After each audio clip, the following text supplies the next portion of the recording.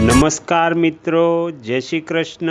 સ્વાગત છે તમારું ફરી એકવાર આપની ભક્તિ ચેનલ ખીમજી કાચરિયામાં. શ્રીમદ ભગવદ્ ગીતાના અત્યાર સુધીમાં આપણે 178 ભાગ સાંભળ્યા છે. આજે આપણે 179મો ભાગ સાંભળીશું, જેમાં આપણે સાંભળીશું સમતા સંબંધી વિશેષ વાત. ભગવાન પ્રાણી માત્રના પરમ સુહૃદ છે. તેઓ પ્રાણી માત્રનું પાલન પોષણ કરવાવાળા છે.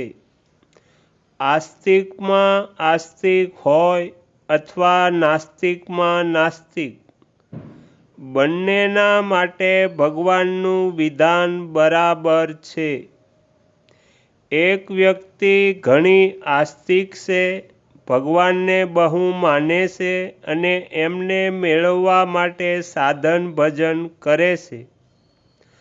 અને એક વ્યક્તિ એવી નાસ્તિક છે કે સંસારમાંથી ભગવાનનું ખાતું કાઢી નાખવા ઈચ્છે છે.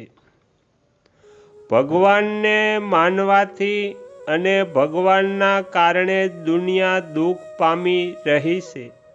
ભગવાન નામની કોઈ ચીજ છે જ નહીં એવા તેના હૃદયના ભાવ છે અને એવો જ પ્રચાર કરે છે. એવા નાસ્તિકમાં નાસ્તિક વ્યક્તિ પણ તરસ જળ છીપાવે છે અને એ જ જળ આસ્તિકમાં આસ્તિક વ્યક્તિની પણ તરસ છીપાવે છે.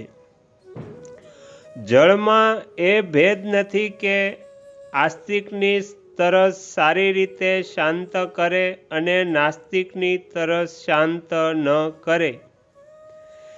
તે સમાન રીતિથી બધાની તરસ છીપાવે છે.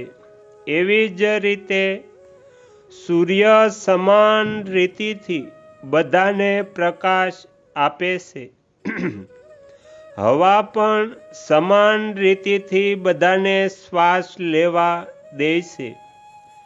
પૃથ્વી પણ સમાન રીતિથી બધાને રહેવાનું સ્થાન આપે છે. આ રીતે ભગવાનની રચેલી પ્રત્યેક વસ્તુ બધાને સમાન રીતિથી મળે છે. પશુઓમાં પણ સમાન વર્તાવ જોવામાં આવે છે.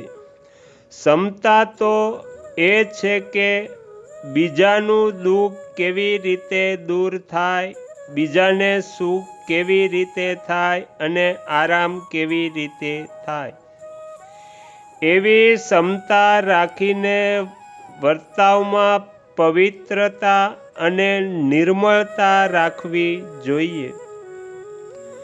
વર્તાવમાં પવિત્રતા રાખવાથી અંતઃકરણ પવિત્ર અને નિર્મળ બને છે. પરંતુ વર્તાવમાં અપવિત્રતા રાખવાથી, ખાનપાન વગેરે એક કરવાથી અંતઃકરણમાં અપવિત્રતા આવે છે, જેથી અશાંતિ વધે છે. બધાનું જીવન પયાન સુખપૂર્વક થવું જોઈએ. બધા સુખી થાય, બધા નિરોગી થાય, બધાનું હિત થાય.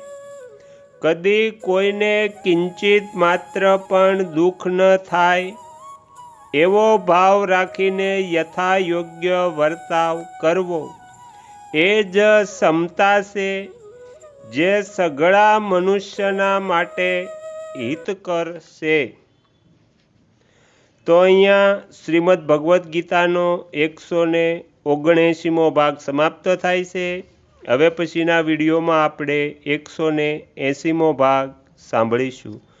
તમે તમારો કિંમતી સમય આપી એકાગ્ર ચિત્તે પ્રસન્નતાપૂર્વક શ્રીમદ ભગવદ્ ગીતાનો પાઠ સાંભળ્યો એ બદલ હું આપ સૌનો ખૂબ ખૂબ આભાર વ્યક્ત કરું છું અને આશા પણ રાખું છું કે તમને સાંભળવો ગમ્યો હશે. જો ગમ્યો હોય તો બીજા 5 લોકોને પણ સંભળાવજો. શ્રી સદગુરુ દેવની જય. આગળના વિડીયો જોવા માટે આ ચેનલને સબસ્ક્રાઈબ કરો અને જો આ વિડીયો પસંદ આવ્યો હોય તો લાઈક કરો.